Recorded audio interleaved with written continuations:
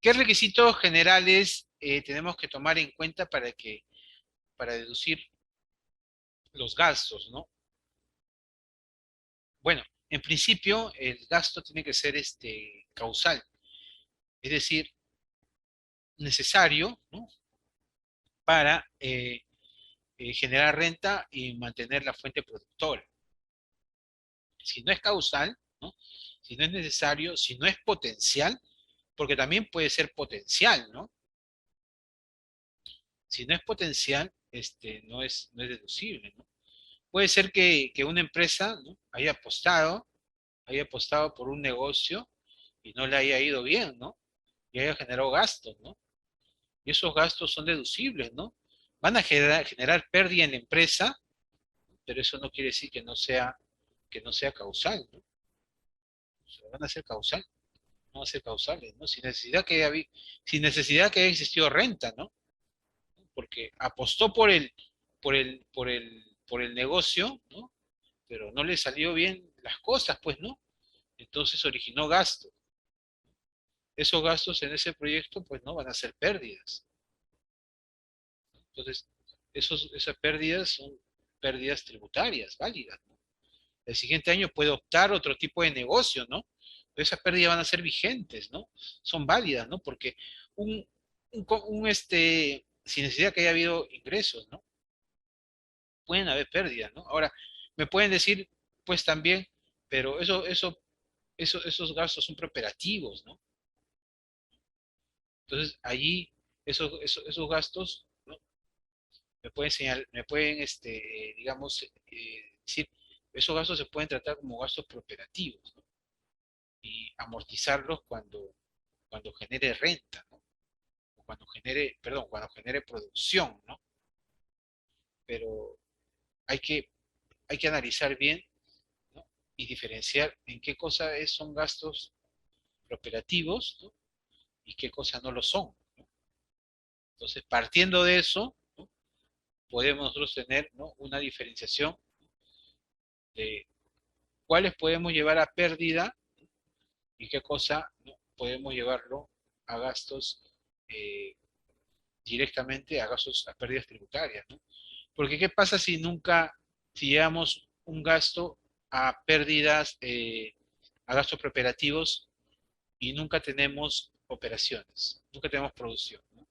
¿Qué hacemos con esas adiciones temporarias? ¿Dónde las llevamos? ¿No? Si nunca vamos a tener producción, ¿no? Puede ser que nuestro proyecto no vaya, ¿no? Eh, y iniciamos otro tipo de proyecto, ¿no? Y esos gastos se perdieron. Entonces, ahí hay que tomar en cuenta, y yo le sugeriría, pues, ¿no? Ahí sería perjudicado, pues, ¿no? El contribuyente, ¿no? Entonces, yo le sugeriría en ese caso tomarlo como hacer una separación. ¿Qué cosa es gasto y qué cosa es gasto preoperativo, ¿no? Y a partir de esa separación, ¿no? Yo creo que no va a originar tanto perjuicio, ¿no? Al contribuyente.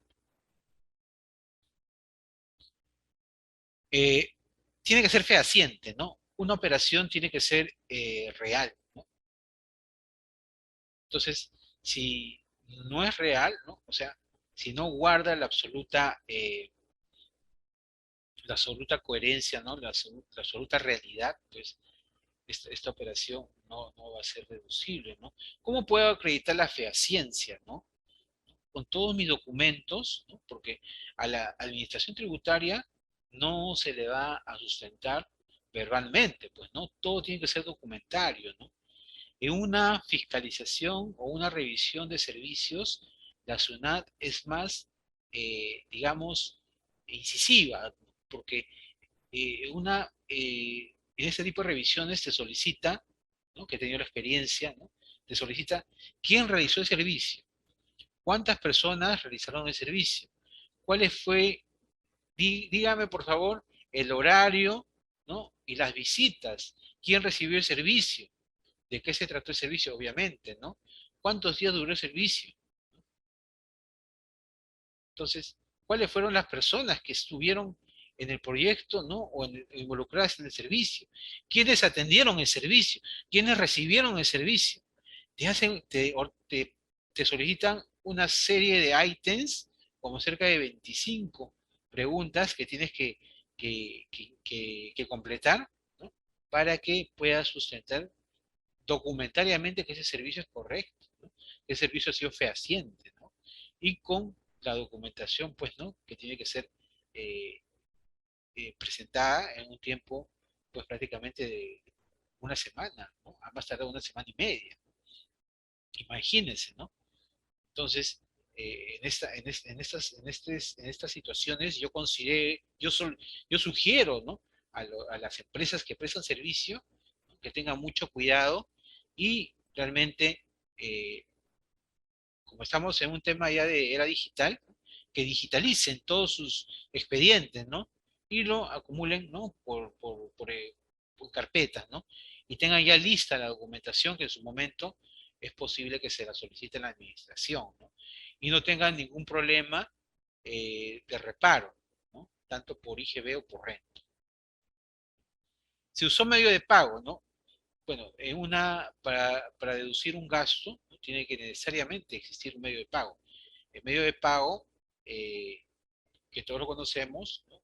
Eh, son los previstos, ¿no? En la norma de bancarización, ¿no? Ahora, el cheque, pues, ya no se requiere que sea una cláusula negociable. Ahora, un cheque sin esa cláusula es válido, ¿no? Antes, yo recuerdo que te reparaba, ¿no? Sin que tenga esa cláusula no negociable. Es más, ¿no? Eh, hasta el auditor tributario se daba la molestia de solicitar al banco, ¿no? un, re, un reporte de ese cheque y verificar si efectivamente era no negociable, ¿no? Y no creía, ¿no? En la fotocopia que adjuntaba la empresa sobre el cheque, ¿no? Y muchas empresas eh, reparaban, ¿no? Un cheque, pues, que no le habían colocado aquella cláusula que exigía antes, ¿no? Que ahora ya no se exige. Se adquirió a valor de mercado, ¿no? Bueno, un gasto tiene que ser, no puede ser sobrevaluado, ¿no? Porque en caso contrario, ¿no? Eso va a ser reparado, ¿no? Vía una fiscalización. Entonces, eh, si está sobrevaluado, eh, va a tener que, o mejor dicho, si considera que el valor no se ajusta, ¿no?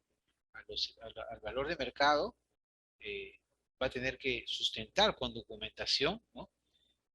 Que por qué ese valor se ha considerado en esa factura, en ese documento, ¿no? Y sustentar, ¿no?